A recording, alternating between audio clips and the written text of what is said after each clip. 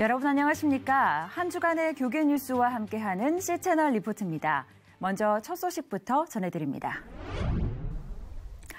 이제는 하나님 아버지라는 표현을 쓰지 못할지도 모르겠습니다. 유럽에서는 지금 사회적 성을 뜻하는 이른바 젠더 운동이 일어나 남성과 여성이라는 단어를 따로 쓰지 못하게 하고 있는데요. 젠더 운동을 적극 반대하고 나선 학자가 있습니다. 계속해서 강현철 기자가 보도합니다. 아빠, 엄마라고 부르는 대신 부모 1, 2라고 불러야 한다고 생각해 보셨습니까? 유럽과 미국을 비롯한 서구 문명을 강타하고 있는 젠더 이데올로기에 관한 이야기입니다. 실제 현재 스위스의 공립학교에서는 부모 1, 2로 아버지와 어머니의 호칭을 바꿔 부르고 있습니다. 기독교 학술원은 독일 석학 페터 바이어 하우스 교수를 초빙해 이데올로기에 대한 저항이라는 주제로 강연회를 열었습니다. 이날 페터 바이어 하우스 교수는 하나님께서 남성과 여성을 구별해서 창조하셨다며 남과 여의 절대적 동일성을 주장하는 젠더 이데올로기를 반박했습니다. 그는 성경에서 아버지, 주, 선생님 등의 단어를 사용할 때도 모두 남성을 가리키는데 젠더 운동가들에 따르면 성경의 내용을 모두 수정해야 한다며 젠더 운동이 초래할 혼란을 경고했습니다.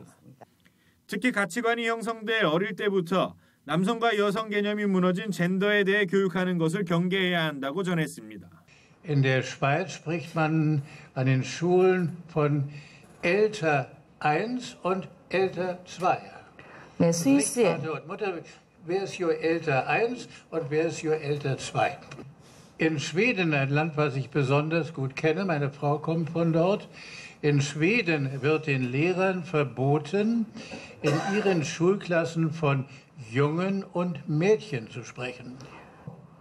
Sie müssen alle Mitglieder der Klasse bezeichnen als Freunde. 페터 바이어하우스 교수는 성경의 가치관을 회복하고 젠더 운동이 활동할 수 있는 모든 영역에서의 가능성을 차단해야 한다고 제언했습니다. Es ist wichtig, die Hintergründe und Ziele der Genderbewegungen öffentlich zu entlarven. Wir sollten gegen sie protestieren und ihnen die Einflussmöglichkeiten in Politik und Kultur, vor allen Dingen in den Schulen, zu entwinden. 한편 11일 개최된 퀴어 문화 축제에 관해서 페터 바이어 하우스 교수는 한국 기독교인들에게 트렌드만을 쫓아 왜곡된 퀴어 문화 축제에 뛰어드는 한국 젊은이들을 향한 쓴소리를 할 줄 아는 용기가 있어야 한다고 말했습니다. C채널 뉴스 강현철입니다. 몽골인 이주 노동자들의 자녀를 위해 세워진 제한 몽골학교가 올해 처음으로 고등학교 졸업생을 배출했습니다. 감동의 눈물과 감사의 기쁨이 함께했던 장소였는데요. 그 특별한 현장에 김효정 기자가 다녀왔습니다. 푸른색의 졸업 가운을 입은 의젓한 모습의 졸업생과 그런 딸에게서 한시도 눈을 떼지 못하는 어머니의 모습이 눈에 띕니다. 졸업장을 받는 딸의 모습을 지켜보며 어머니는 감격을 감추지 못합니다. 7년여의 시간 동안 한국의 휴대폰 가게 등에서 일해온 이주 노동자 언원 씨는 제한 몽골 학교 덕분에 타국에서의 힘든 시기를 견딜 수 있었다고 말했습니다. 처음에 한국에 와서 너무 힘들고 일도 해야 되고 애들도 케어해야 되고 그러니까 이 학교가 없었으면 한국에서 사는 거 좀 힘들어져요. 이 학교에 대해 맨날 이렇게 감사하고 말을 해야 되는데 엄마의 간절함을 아는지 밝고 활동적인 딸은 학업 성적도 우수해 과거 전교회장으로 뽑히기도 했고 오늘 졸업식에서는 국회 특별표창의 주인공이 됐습니다. 학교를 통해 받은 한국에 대한 감사에 보답하고자 한국과 몽골을 잇는 국제관계학을 공부해 두 나라뿐 아니라 세계를 위해 일하고 싶다고 포부를 밝혔습니다. 힘들었잖아요.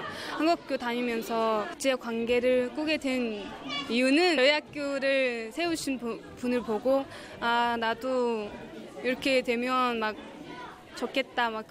몽골 근로자들이 일터로 나간 후 하루 종일 방치되다시피 하는 몽골 근로자의 자녀들에게 제대로 된 배움의 기회를 제공하고자 나섬 공동체 유해근 목사가 1999년 설립한 제한 몽골 학교. 8명의 학생으로 시작해 컨테이너 교실에서 공부하는 등 쉽지 않은 시간을 겪기도 했지만 2006년 몽골 교육부로부터 인가를 받고 지금의 세터로 교정을 옮기는 등 성장을 거듭해 이번 12회 졸업식까지 총 200여 명의 졸업생을 배출했습니다. 앞으로 우리 아이들이 몽골에 돌아가면 정말 한국과 몽골을 이어주는 그런 가교로서 양국 발전에 기여하는 인재들이 되길 바라고요. 또 나아가서 세계를 품는 정말 하나님 나라 확장을 위해서 귀하게 쓰임받는 그런 아이들이 됐으면 좋겠어요. 오늘 사회로 첫 발을 내딛는 아이들 모두가 이웃과 몽골, 하나님을 사랑하는 몽골인으로 성장해 한국과 몽골을 잇는 선교의 귀한 도구로 쓰임받을 그날을 기대해봅니다. C채널 뉴스 김효정입니다. 연애와 결혼, 출산은 물론 꿈과 희망까지 포기하는 청년들을 N4 세대라고 부르고 있는데요. 이러한 청년들이 점점 증가하면서 청년 사역자들의 고민도 깊어지고 있습니다. 학원 복음화협의회와 청년사역연구소가 청년 사역자들을 위한 멘토링 세미나를 열어 함께 대안을 나누는 시간을 마련했습니다. 유성훈 기자가 보도합니다. 지난 2015년 한국갤럽이 발간한 한국인의 종교에 따르면 종교를 믿는 20대와 30대 비율은 10년 전보다 10% 이상 감소한 것으로 나타났습니다. 1985년 기독교 인구는 650만 명으로 전체 인구의 16%였고 어린이와 청년 등 39세 이하 기독교인은 전체 기독교인의 79%였습니다. 하지만 2012년 학원 복음화협의회가 조사한 내용에서는 대학교 내에서 기독교를 믿는다고 응답한 학생은 18%였고 성경 전체를 믿는다고 반응한 학생은 6.8%에 불과했습니다. 한국복음화협의회와 청년사역연구소가 최근 청년층의 영적 사막화를 심각하게 바라보면서 청년사역 패러다임을 고민하다를 주제로 청년사역자들을 위한 멘토링 세미나를 개최했습니다. 이런 멘토링 세미나 또 청년사역자 훈련학교를 통해서 청년사역자들을 잘 열정과 전문성을 가진 사역자들로 세워서 이분들을 통해서 청년들 한 사람 한 사람을 그리스도의 제자로 하나님 나라의 비전을 꿈꾸는 사람들로 세워가기를 소망합니다. 청년사역연구소장인 이상감 목사는 지금이 청년사역의 틀을 바꿔야 하는 시기라며 청년사역의 새로운 길을 열어가기 위해 10가지의 패러다임을 전환해야 한다고 강조했습니다. 이 소장은 프로그램과 인원 증가가 아닌 말씀과 기도운동, 예배 등의 기본에 충실하고 계속 본질을 추구해야 한다고 전했습니다. 공적 신앙을 가지고 세상 속의 빛과 소금으로 살아갈 수 있는 데까지 나아가게 해야 될 때가 아닌가 하는 생각이 듭니다. 그렇게 해서 청년들이 이 시대를 살아가는 작은 예수로 자리매김할 때 청년 공동체가 새로워질 수 있다라고 생각합니다. 이 소장은 청년 사역이 일상과 일터에서 하나님과 동행하고 소그룹의 역동성을 살리는 구조로 패러다임을 전환하라고 덧붙였습니다. 청년 사역자 80여 명이 함께한 멘토링 세미나에는 에제르 이정현 대표의 공감과 소통하는 방법 등을 소개하는 강의를 비롯해 청년 사역자들의 질문과 응답을 병행하는 테드식 강의 등이 이어졌습니다. 이 시대 청년 사역의 과제를 제시하고 대안을 찾을 수 있도록 마련된 세미나를 통해 청년 사역자들이 청년들의 문제를 어떻게 풀어갈 것인지에 대해 함께 고민하는 귀한 시간이 됐습니다. C채널 뉴스 유성훈입니다. 남한과 북한이 1948년부터 서로 다른 정부를 세우고 분열된 지 70년이 다 되어갑니다. 탈북 목회자들은 북한을 복음화하기 위해서는 좀 더 다른 방법이 필요하다는 의견을 제시하고 있는데요. 강현철 기자가 보도합니다. 한반도가 남과 북으로 갈린 지 약 70년. 서로 멀어진 시간이 길어질수록 남한과 북한은 어느새 많이 달라졌습니다. 북한 선교단체 굿타이딩스는 남북 간 거리를 좁히고 효율적으로 북한을 복음화하기 위해 이번 강연회를 주관했습니다. 탈북 목회자들은 북한 주민들을 위한 새로운 차원의 선교 모양이 필요함을 공감하고 더 많은 탈북 신학생을 양성하는 등 한국교회의 지원을 요청했습니다. 첫 번째 강연을 맡은 박예영 전도사는 북한 주민을 가족처럼 생각해 줄 것을 당부하며 탈북민이 단지 선교의 목적으로 이용되는 듯한 느낌을 줘선 안 된다고 조언했습니다. 또 다른 탈북 목회자인 송혜연 목사는 북한에서도 헐벗고 굶주린 사람만 남한에 오는 것이 아니라며 탈북민에 대한 과도한 동정심이나 무시는 이들이 교회를 떠나게 하는 이유가 된다고 덧붙였습니다. 근데 대부분 이까지 오는 사람은 좀 똑똑하신 분들이 많이 오셔요. 그러니까 더 이제 교회에 대한 반감이 있는 거예요. 자기는 똑똑해서 왔는데 자기가 교회 갔을 때 못 먹어서 왔다. 불쌍하다. 누구도 해도 싫죠. 그러면 교회 안 가는 거예요. 내 힘으로 얼마든지 세상에 나가서 해가지고 먹고 살 수 있는데. 올해로 5번째를 맞는 통일로 가는 길 심포지엄을 주관한 굿타이딩스의 김용덕 이사장은 남북 간 이질감을 극복하고 북한 복음화에 앞장서겠다고 밝혔습니다. 우리 법인은 우리 통합직교단이 인정한 북한 조선 그리스도 연맹을 파트너로 해서 우선은 북한에 무너져 있는 3,000여 개의 교회를 다시 복원하는 것입니다. 이스라엘 성전을 복원한 것만은 복음하고 그 안에서 하나님의 말씀을 가르치고 양육하는 화해와 포용이라는 주제로 열린 이날 강연회는 3명의 탈북인 목회자의 논문을 토대로 한 강연과 강연을 평가하는 순서로 구성됐습니다. C채널 뉴스 강현철입니다. 기독교사들로 구성된 좋은 교사 운동과 쉼이 있는 교육시민 포럼이 서울시 교육청과 서울시 의회 앞에서 학원 영업시간 연장 반대와 휴일 휴무제 제정 촉구 기자회견과 시위를 진행했습니다. 어떤 내용인지 유성훈 기자가 보도합니다. 쉼이 있는 교육의 뜻에 공감하는 개인과 단체가 참여하는 모임인 쉼이 있는 교육 시민 포럼이 땡볕 아래에서 기자회견을 열었습니다. 이들은 서울시 교육청 앞에서 서울시의회 박호근 의원의 학원 심야 영업 시간을 밤 10시에서 11시까지 연장하는 조례 개정 발의 시도를 막아달라고 주장했습니다. 쉼이 있는 교육은 지난 2일 헌법재판소가 학원의 심야 영업 금지 조례가 합헌임을 6대3으로 결정했기 때문에 사회적 합의가 끝난 것을 의미한다며 조희연 서울시 교육감을 비롯한 전국의 교육감들이 학생들의 건강한 발달을 위해 학원 영업시간을 밤 10시로 제한해주기 바란다고 전했습니다. 서울시 교육감이 사실은 이 부분에 좀 책임을 지고 강력히 반대할 뿐만 아니라 다른 시도의 그 조례를 10시까지 당기는 부분에 주도적인 역할을 해야 된다. 그걸 위해서 서울시 교육감이 적극적으로 나서달라. 이런 부분을 촉구하려는 것이고요. 쉼이 있는 교육은 기자회견 후 서울시 의회를 찾아 학원 영업시간 연장 반대와 휴일 휴무제 제정을 촉구하는 피켓 시위를 이어갔습니다. 이 자리에는 서울시의회 정례회 일정을 마친 박호근 의원이 시위 현장을 찾기도 했습니다. 하지만 별다른 소득 없이 양측의 입장만 확인하는 시간이었습니다. 한편 쉼이 있는 교육은 서울시 고등학생의 61%가 일요일에도 학원에 나가고 있다며 평일 심야는 물론 주말까지 고단한 삶을 살고 있는 아이들이 쉼을 찾을 수 있도록 학원 휴일 휴무제 실시를 위한 조례 개정에 나서달라고 호소했습니다. 어떤 입시 우상이 교회까지 지배를 하고 있다. 우리 다음 세대들을 희생 제물로 삼고 있다. 이런 생각입니다. 그런 부분에서 교회가 이런 부분들에 좀 적극적으로 나서서 사회 제도와 문화를 바꾸는 이 일에 큰 역할을 해야 될 것으로 생각하고 있습니다. 과연 서울시뿐 아니라 전국의 학생들과 학부모들에게 숨을 쉴 수 있는 교육 환경이 조성될 수 있을지 이목이 집중되고 있습니다. C채널 뉴스 유성훈입니다. 오스트리아의 철학자이자 신학자인 이반 일리치는 인류를 구원하는 3가지 요소로 자전거와 숲 그리고 도서관을 들었습니다. 그중에서도 책은 인간에게 끊임없이 쉼과 활력을 주는 요소가 되고 있는데요. 2016 서울국제도서전이 열렸습니다. 강현철 기자가 보도합니다. 경상북도 칠곡군에 사는 박후불 할머니는 새로운 세상에 눈을 떴음을 사람들 앞에 시를 통해 얘기합니다. 가에 가서 수술했더니 아니 이럴 수가 있나. 칠판에 글이 잘 보였다. 글이 잘 보여 눈물이 났다. 박후불 할머니를 비롯한 칠곡군의 250명의 까막눈 할머니들은 한글을 배우고 지난 2015년 시가 뭐고라는 시집을 발간했습니다. 이렇듯 사람은 책을 만들고 책은 사람을 만듭니다.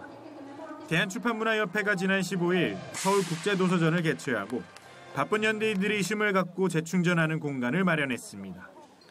20여 개 기독교 출판사는 400여 종의 신앙서적을 전시하고 기독교 문화거리를 만들었습니다.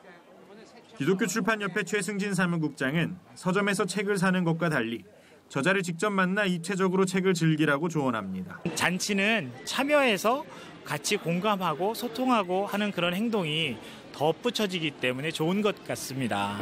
우리 국내 유일한 국제도서전인 서울국제도서전에 오셔서 기독교 저자들 또 기독교 양서들을 직접 만나고 읽어보시고 하는 그런 시간을 가지시면 좋겠습니다. 다른 쪽에서는 아이들을 위한 장소도 마련돼 있습니다. 다채로운 가격 행사와 인터넷과 서점에서 접해보지 못한 책들은 학부모를 만족스럽게 했습니다. 제가 아이한테 책을 읽으라고 강요는 많이 하지만 막상 실질적으로 아이가 원하는 책이 어떤 건지 좀 잘 모르는 경우가 있거든요. 제가 뭐 집에 사놓은 책은 엄마의 주관에 의해서 사놓는 책들이 많기 때문에 근데 여기 와서는 아이가 직접 본인이 보고 싶어하는 책을 볼 수 있게 해주는 그런 장점이 있는 것 같아요. 이 밖에도 최초로 성경을 찍어낸 것으로 알려진 구텐베르크의 인쇄술을 직접 체험하고 당시 기술로 찍어놓은 인쇄물들을 전시해놓은 곳도 좋은 반응을 얻고 있습니다. 서울국제도서전은 19일까지 진행될 예정이며 최근 한강 작가와 맨부커상을 공동 수상한 번역가 데보라 스미스 등 유명 작가들이 국제출판 전문 세미나 패널로 참여할 예정입니다. C채널 뉴스 강현철입니다. 이어서 그 밖의 교계 소식 전해드립니다. 대한예수교 장로회 합동총회의 총회정책연구위원회와 총회기구혁신위원회가 공동으로 총회정책과 기구혁신을 위한 공청회를 지난 13일 열었습니다. 이날 공청회는 총회장의 공정한 회의 진행과 총회 결의를 무효화시키는 소송의 남용을 막는 것 등 주로 원활한 회무 진행을 위한 사안들을 논의했습니다. 총회장 박무용 목사는 공청회에 앞서 총회가 미래지향적으로 나아가야 하는데 자기 욕심을 내세워 발목을 잡는다면서 총회원들에게 사명감을 가지고 총회를 섬길 것을 당부했습니다. 공청회는 서울 서부 권역을 시작으로 호남 중부 권역과 영남 권역까지 3차에 걸쳐 진행될 계획입니다. 대한예수교 장로회 고신총회 서울로회는 지난 14일 수도권 고신교회의 사명과 나아갈 길이라는 주제로 포럼을 갖고 어떻게 고신의 정신을 수도권에서 이어갈 것인지 논의했습니다. 발제에 나선 고신대학교 이성호 교수는 작지만 튼튼한 집을 예로 들며 신사참배를 강요한 일제에 항거했던 저항정신과 정통주의 신학으로 단단히 결속해야 수도권에 영향을 미칠 수 있다고 제안했습니다. 이 밖에 고신대학교 이현철 교수와 푸른숲교회 최한주 목사가 각각 발제했습니다. 감옥에서 복음을 전한 사도 바울 그리고 꿈을 해석해준 요셉을 기억하실 텐데요. 억압의 장소인 감옥은 믿음의 사람들에게는 또 다른 하나님의 계획이 이루어지는 장소가 되기도 합니다. 2년간 북한에 억류됐다 극적으로 풀려난 한국계 미국인 케네스 배 선교사에게도 감옥은 하나님의 역사가 이루어진 장소였는데요. 735일간 북한에 억류되어 있던 이야기를 책에 담아냈습니다. 케네스 베이의 잊지 않았다. 지금부터 제가 소개해드리겠습니다. 2012년 11월 3일. 평범했던 11월의 어느 날에 찾아온 갑작스러운 변화. 그리고 그날을 시작으로 이어진 735일의 이야기입니다.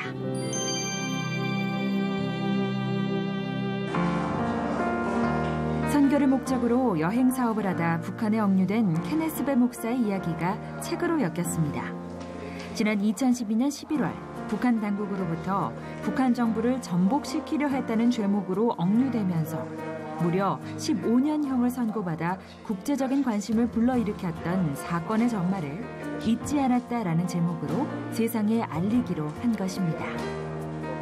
제가 그곳에 있는 동안에 수많은 분들의 편지와 그런 관심을 받게 되었어요. 그분들이 편지를 통해서 당신을 잊지 않고 있습니다. 우리 함께 서 있습니다. 기도하고 있습니다. 하는 것이 큰 위로가 되었고요.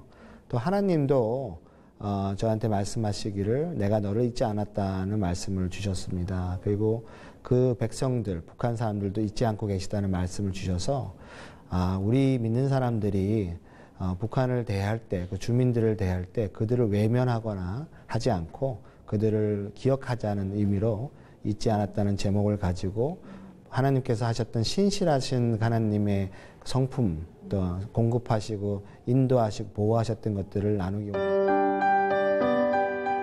북한과 중국의 국경을 기저로 회사를 세워 북한 땅을 위해 예배하고 기도하고자 하는 이들을 북한으로 데리고 들어가는 형식의 여행 사업을 하던 케네스 배 선교사. 그러던 2011년 11월 3일, 18번째로 북한을 방문하던 날 예기치 못한 상황이 발생하고 말았습니다. 컴퓨터 외장 하드 드라이브를 제가 실수로 반입하게 되었는데 그 하드 드라이브에는 서방 언론에서 만든 그 북한에 대한 동영상들이 문제가 되었고요. 그 외로도 제가 썼던 여러 선교 편지들 그런 것들이 문제가 되어서 억류되는 그런 사태가 벌어지게 된 것입니다. 북한은 케네스 배 선교사를 신문하고 기소한 끝에 무려 15년이라는 형량을 선고했는데요. 이후 케네스 배 선교사는 북한에서 강제 노역에 동원되며 극심한 고통을 겪었다고 합니다. 잊지 않았다는 2012년 11월 3일부터 2014년 11월 8일까지 북한에 억류되어 있던 2년이란 시간을 고스란히 독자들에게 전하고 있는데요. 그 시간을 돌아보며 기억을 되살리는 과정은 결코 쉽지만은 않았다고 합니다. 그동안에 감사한 것도 너무 많고 또 어렵고 처절한 시간 속에서도 하나님이 함께 하셨던 그 감격적인 순간들을 다시 끄집어내는 것이 많이 어려웠고요. 하지만 그런 통해서도 정말 하나님이 나를 사랑하시고 나를 사용하셨고 또 그 땅에 저한테 죄인으로 가 있는 것이 아니라 하나님의 아들로서 하나님의 대사로서 그곳에 가 있다는 말씀을 주셨기 때문에 그런 것을 글로 옮기는 것이 나중에는 많은 그런 기쁨으로 이렇게 바뀌어지는 그런. 잊지 않았다는 한국과 미국에서 동시에 출간돼 양국에서 관심을 모으고 있는데요. 당시 상황을 넘어 우리 모두가 잊지 말아야 할 북한의 실상과 세상의 가장 어두운 구석까지 찾아가는 하나님의 사랑에 관한 이야기를 담고 있습니다. 잊지 않았다는 나를 구해주세요라는 기도가 나를 사용해주세요라는 기도가 되기까지 한 크리스천의 처절한 자기 포기와 헌신, 인내와 소망의 기록이기도 합니다. 제가 2년 동안 북한에서 억류되어 있으면서 그 과정은 참으로 힘들었지만 하지만 주님께 깊게 나갈 수 있는 그러한 과정이기도 했었습니다. 그래서 제가 2년 동안을 만약에 하나의 단어로 합축한다 그러면은 소망이라는 생각을 갖게 되었습니다. 예수만이 소망이고 또 제가 버틸 수 있었던 이유도 하나님께 저를 그곳에 보내셨고 구원자도 하나님이라는 그 소망이 있었기 때문이고요. 그리고 북한에 있는 사람들도 하나님께서 그들을 사랑하시기 때문에 예수만이 유일한 소망이라는 것을 깨닫게 하는 그러한 시간들이었습니다. 가족과의 단절, 안정된 삶과의 단절, 그리고 하나님과 단절된 것처럼 느껴졌던 그 735일 동안 하나님은 어떻게 일하셨고 또 어떻게 한 영혼을 살리셨을까요? 케네스 베이의 잊지 않았다 였습니다.